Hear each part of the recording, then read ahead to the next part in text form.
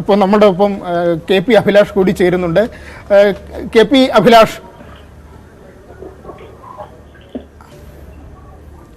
കേൾക്കാമോ? പറഞ്ഞോളൂ. അഭിലാഷ്, ഇന്ത്യയുടെ ഇന്നത്തെ നീക്കം എങ്ങനെയായിരിക്കും? വ്യോമസേനയുടെ നേതൃത്വത്തിലുള്ള ഇടപെടലുകൾ ഉണ്ടാകുമോ? ഏതൊക്കെ രീതിയിലാണ് ഇന്ന് ഇന്ത്യ അവിടെ നിന്ന് ഒഴിപ്പിക്കാനായി മുന്നോട്ട് പോകുന്നത്? കീവിൽ നിന്ന് ഇന്ത്യക്കാരൊക്കെ ബഹുഭൂരിപക്ഷവും അവിടെ നിന്ന് മാറിക്കഴിഞ്ഞു എന്ന് തന്നെയാണ് ആഭ്യന്തര മന്ത്രാലയവും ഒക്കെ നമുക്ക് വിദേശകാര്യ മന്ത്രാലയവും നമുക്ക് നൽകുന്ന വിവരങ്ങൾ.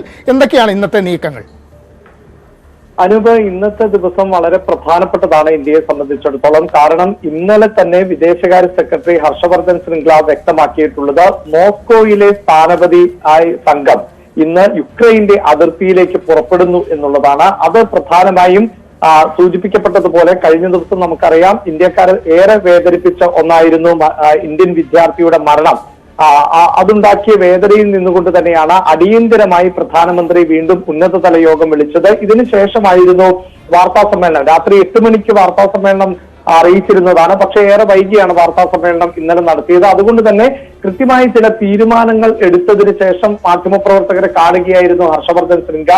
അതിൽ നിന്ന് തന്നെ നമുക്ക് വ്യക്തമാകുന്നത് ഇന്ത്യ ശക്തമായി തന്നെ റഷ്യൻ സ്ഥാനപതിയെ ഇക്കാര്യം അറിയിച്ചിരിക്കുന്നു. അതായത് ഇനിയും ഇന്ത്യക്കാരുടെ ജീവൻ ബലിയർപ്പിക്കാൻ പറ്റില്ല എന്ന തരത്തിലുള്ള ഒരു നിലപാട് ഇന്ത്യ സ്വീകരിച്ചിട്ടുണ്ട്. ഇന്ത്യക്കാരായ ആളുകളെ ഒഴിപ്പിക്കുന്നതിനുള്ള അവസരം നൽകണം എന്ന് ശക്തമായ ഭാഷയിൽ ആവശ്യപ്പെട്ടു എന്നാണ് ഹർഷവർദ്ധൻ ശൃംഗ്ല വ്യക്തമാക്കിയിട്ടുള്ളത്. അങ്ങനെയെങ്കിൽ ഖാർക്കീവിലും സുമി മേഖലകളിലും ഇപ്പോൾ ബങ്കറുകളിലും മറ്റുമൊക്കെ താമസിക്കുന്ന ഇന്ത്യക്കാർക്ക് അവിടെ നിന്ന് ഒഴിഞ്ഞു പോകാനുള്ള എന്തെങ്കിലുമൊക്കെ നടപടികൾ റഷ്യയുടെ ഭാഗത്ത് നിന്ന് ഉണ്ടാകുമോ എന്ന് തന്നെയാണ് ഇനി നമുക്ക് പ്രതീക്ഷിക്കേണ്ടത്. ഈ എംബസി ഉദ്യോഗസ്ഥർക്ക് കാര്യക്ഷമമായി പ്രവർത്തിക്കാനുള്ള ഒരു അവസരം റഷ്യയുടെ ഭാഗത്ത് നിന്ന് ലഭിക്കുമോ എന്നുള്ളത് വളരെ പ്രധാനപ്പെട്ടതാണ്. അതിനുവേണ്ടിയുള്ള എല്ലാ ശ്രമവും ഇപ്പോൾ ഇന്ത്യ നടത്തുന്നുണ്ട്. ഇന്നലത്തെ വാർത്താ സമ്മേളനത്തിൽ കേൾക്കാമോ അഭിലാഷ്? അങ്ങനെയാണെങ്കിൽ റഷ്യയിൽ നിന്ന് ആളുകളെ ഇന്ത്യയിലേക്ക് തിരിച്ചു കൊണ്ടുവരാനാണ് ഉദ്ദേശിക്കുന്നത്. അതായത് റഷ്യയുടെ സമീപ പ്രദേശങ്ങളാണ് ഈ സുമിയും ഹാർക്കിവും അടക്കമുള്ള മേഖല, വടക്ക് കിഴക്കൻ മേഖല. ഇവിടെ നിന്നുള്ള ആളുകളെ റഷ്യയിലേക്ക് എത്തിക്കുന്നതായിരിക്കും കൂടുതൽ എളുപ്പം. അങ്ങനെയാണെങ്കിൽ ആ വഴി കൊണ്ടുവരാനാണോ ഇന്ത്യ ശ്രമിക്കുന്നത്? തീർച്ചയായും നമുക്ക് വിദേശകാര്യ മന്ത്രാലയത്തിൽ നിന്ന് മനസ്സിലാക്കാൻ സാധിക്കുന്നത് അങ്ങനെ തന്നെയാണ്. അതായത് വഴിയുള്ള ഒരു ഒഴിപ്പിക്കൽ ദൗത്യത്തിന് അവസരം നൽകണമെന്ന്. പക്ഷെ റഷ്യ അതിനോട് അനുകൂലമായ ഒരു പ്രതികരണം ഉണ്ടായിട്ടില്ല എന്ന് തന്നെ വേണം നമുക്ക് മനസ്സിലാക്കാൻ. ഇന്നലെ അഭിലാഷ്, അതുപോലെ അതിൽ ചില സാങ്കേതിക പ്രശ്നങ്ങൾ കൂടിയുണ്ടല്ലോ. ഇപ്പോൾ റഷ്യയുടെ വിമാനങ്ങൾക്ക് വിലക്ക് ഏർപ്പെടുത്തിയിരിക്കുന്നു. നമ്മൾ അവരുടെ മണ്ണിൽ, റഷ്യയുടെ മണ്ണിൽ ഒരു വിമാനം കൊണ്ടിറക്കുമ്പോൾ നമ്മളോട് കൂടി ആ നിലപാട് യൂറോപ്യൻ രാജ്യങ്ങൾ എടുക്കുമോ എന്ന ഒരു ആശങ്ക ഒരു വശത്ത്. അതോടൊപ്പം റഷ്യയിലേക്ക് പോകാനും വരാനുമുള്ള കാര്യങ്ങളുടെ കാര്യത്തിലുള്ള സംശയം, ഇത്തരം കാര്യങ്ങളെല്ലാം നിലനിൽക്കുന്നില്ലേ? തീർച്ചയായും ആ ആശങ്ക കൂടി ഇന്നലെ പങ്കുവെക്കുകയുണ്ടായി. മാത്രവുമല്ല, ഇതിനോടൊപ്പം ഒരു കാര്യം കൂടി ചേർക്കാനുള്ളത് യുക്രൈന്റെ പ്രതിരോധം ഏത് നിലയിലായിരിക്കും എന്നുള്ളതാണ്. ഇപ്പോൾ തന്നെ യുക്രൈൻ കീഴടക്കപ്പെടുന്ന പ്രദേശങ്ങൾ അങ്ങനെ കീഴടങ്ങാൻ ഒരുക്കമല്ലാത്ത നിലയിൽ നിൽക്കുന്നു. ഒരുപക്ഷെ നാറ്റോ ഉൾപ്പെടെയുള്ള കൂടുതൽ സഹകരണം യുക്രൈന് ലഭിക്കുകയാണെങ്കിൽ ഈ അതിർത്തി പ്രദേശം സുരക്ഷിത മേഖലകളിൽ ആണ് എന്നാണ് വ്യക്തമാക്കുന്നത്. 4000-ഓളം ഇന്ത്യക്കാരാണ് ഇപ്പോൾ ദുർഘടമായ പ്രദേശങ്ങളെ ഏത് സമയവും ആക്രമണം ഉണ്ടാകാവുന്ന അല്ലെങ്കിൽ സുരക്ഷിതമായി പലായനം ചെയ്യപ്പെടാൻ പറ്റാത്ത മേഖലയിൽ ഉള്ളത് എന്നാണ് വിദേശകാര്യ മന്ത്രാലയം വ്യക്തമാക്കിയിട്ടുള്ളത്. അതുകൊണ്ട് തന്നെ ഈ 4000-ഓളം വരുന്ന ആളുകൾ പ്രധാനമായും ഹാർക്കീവ്, സുമി പോലുള്ള പ്രദേശങ്ങളും അതിനു ചുറ്റും ഉള്ള മേഖലകളിലുമാണ് എന്നാണ് വിദേശകാര്യ മന്ത്രാലയം വ്യക്തമാക്കുന്നത്. നമ്മുടെ മന്ത്രിമാർ അവിടെ എത്തിയല്ലോ. ഇപ്പോൾ നമ്മുടെ മന്ത്രിമാർ അവിടെ എത്തുകയും അവര് അത് ഏകോപിക്കുകയും ചെയ്യുന്നുണ്ട്. ഇത്തരം രക്ഷാ ദൗത്യം ഏകോപിപ്പിക്കുകയും ചെയ്യുന്നുണ്ട്. അവരുടെ ഭാഗത്തു നിന്നുള്ള വിവരങ്ങൾ എന്താണ്? നിലവിൽ പോളണ്ടിൽ നിന്ന് 2 വിമാനങ്ങൾ ആണ് ഇന്ത്യയിലേക്ക് പുറപ്പെട്ടിട്ടുള്ളത്.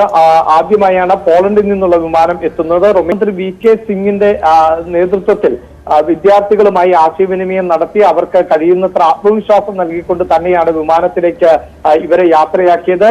അതോടൊപ്പം തന്നെ അദ്ദേഹം അപ്പോഴും ആവർത്തിച്ചത് സുഹൃത്തുക്കളോട് പറയണം, ഞങ്ങൾ രാജ്യം ഒപ്പമുണ്ട്, അവരെ കഴിയുന്നത്ര പെട്ടെന്ന് വേഗത്തിൽ തിരികെ എത്തിക്കും. അതോടൊപ്പം തന്നെ ഇന്ത്യയിലെത്തിയാലും അവരുമായി ആശയവിനിമയം നിങ്ങൾ തുടരണം എന്ന തരത്തിൽ കേന്ദ്രമന്ത്രി വ്യക്തമാക്കുകയും ചെയ്തു. മറ്റ് മന്ത്രിമാരും ഇപ്പോൾ ചുമതലകൾ നൽകിയിട്ടുള്ള രാജ്യങ്ങളിൽ എത്തിയിട്ടുണ്ട്. റൊമേനിയയിലേക്ക് ഇന്ത്യയിലേക്ക് ജ്യോതിരാദിത്യ സിന്ധ്യയാണ് എത്തിയിട്ടുള്ളത്. ഹംഗറിയിൽ ഹർദീപ് സിംഗ് പുരിക്കാണ് ചുമതല നൽകിയിട്ടുള്ളത്. കിരൺ റിജിജു ആണ് സ്ലൊവാക്കിയയിൽ എത്തിയിട്ടുള്ളത്. ഈ സ്ലൊവാക്കിയയിൽ നിന്ന് അടക്കം സർവീസുകൾ ആരംഭിക്കുന്നത്, വിമാന സർവീസുകൾ ആരംഭിക്കുന്നുണ്ട്. അതോടൊപ്പം തന്നെ 26 വിമാനങ്ങൾ ആണ് ഈ വരും 3 ദിവസങ്ങളിലേക്ക് ഷെഡ്യൂൾ ചെയ്തിട്ടുള്ളത്. അതിന്റെ കൂടെ ആണ് ഇന്ത്യൻ വ്യോമസേനയുടെ ഏറ്റവും കരുത്തുള്ള രക്ഷാദൌത്യത്തിന്റെ ഭാഗമാകുന്ന C-17 വിമാനങ്ങൾ പുറപ്പെട്ടു കഴിഞ്ഞിട്ടുള്ളത്. അതിൽ കൂടുതൽ ഭക്ഷണ സാധനങ്ങൾ അടക്കം കരുതിയിട്ടുണ്ട്. കുടിവെള്ളം, ഭക്ഷണ സാധനങ്ങളെല്ലാം കരുതിക്കൊണ്ടാണ് ഈ വിമാനം ഇപ്പോൾ പുറപ്പെട്ടിട്ടുള്ളത്. ഒരുപക്ഷെ സജീവ ഈ ആളുകൾ, അതായത് പോളണ്ടിന്റെയും റുമേനിയയിലെയും ഒക്കെ അതിർത്തി കടന്ന ആളുകൾ ഈ രക്ഷാ ക്യാമ്പിൽ തുടരുമ്പോൾ പോലും അവർക്ക് പ്രതിസന്ധി ഉണ്ടാകുന്നുണ്ട്. കൂടുതൽ ആളുകൾ ഒരേ ക്യാമ്പിലേക്ക് എത്തിയാൽ അവരെ അക്കോമഡേറ്റ് ചെയ്യാനുള്ള ബുദ്ധിമുട്ടുണ്ട്. തീർച്ചയായും ഇതൊരു യുദ്ധമുഖമാണ്.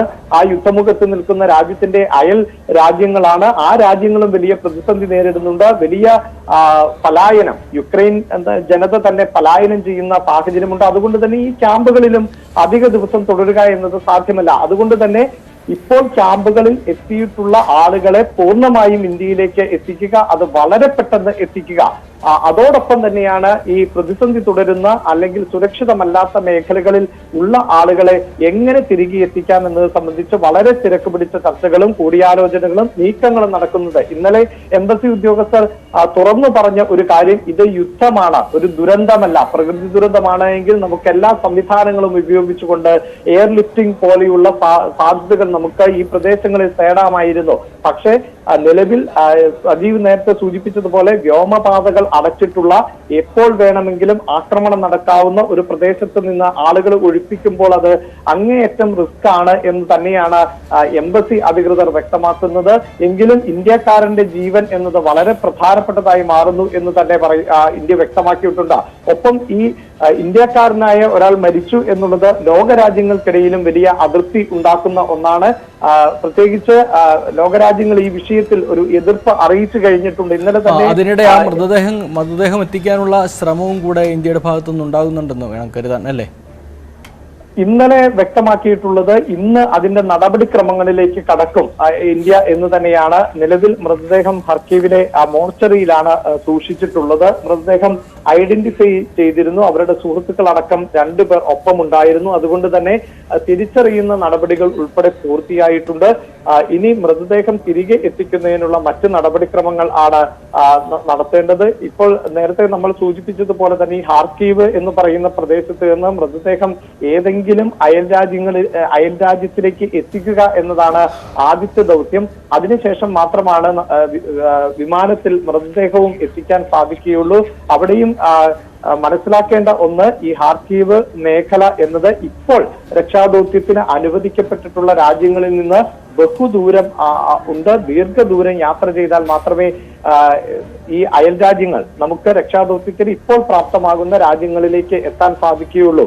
അതുകൊണ്ട് തന്നെ മൃതദേഹം ഇന്ത്യയിലേക്ക് എത്തിക്കും, അതിനുവേണ്ടിയുള്ള എല്ലാ ശ്രമങ്ങളും നടത്തും എന്ന് തന്നെയാണ് വിദേശകാര്യ മന്ത്രാലയം അറിയിച്ചിട്ടുള്ളത്. പക്ഷേ അത് പൂർണ്ണമായും സാധ്യമാകുമോ എന്ന് നമുക്ക് ഈ ഘട്ടത്തിൽ വ്യക്തമല്ല. മൃതദേഹം എത്തിക്കുകയാണെങ്കിൽ ശരിയാണ്, അത്തരത്തിൽ മൃതദേഹം എത്തിക്കാനുള്ള നടപടിക്രമങ്ങൾ തുടരുന്നുണ്ട്. അതേസമയം റഷ്യയെ കൂടുതൽ സമ്മർദ്ദത്തിലാക്കാനുള്ള നീക്കങ്ങളും നടക്കുന്നുണ്ട്. അതിന്റെ ഭാഗമായാണ് സാമ്പത്തികമായ ചില ഞെരുക്കം റഷ്യയിൽ അനുഭവപ്പെടുന്നു എന്നുള്ള റിപ്പോർട്ടുകൾ. അനൂപ് പരമേശ്വരൻ, അത്തരത്തിലുള്ള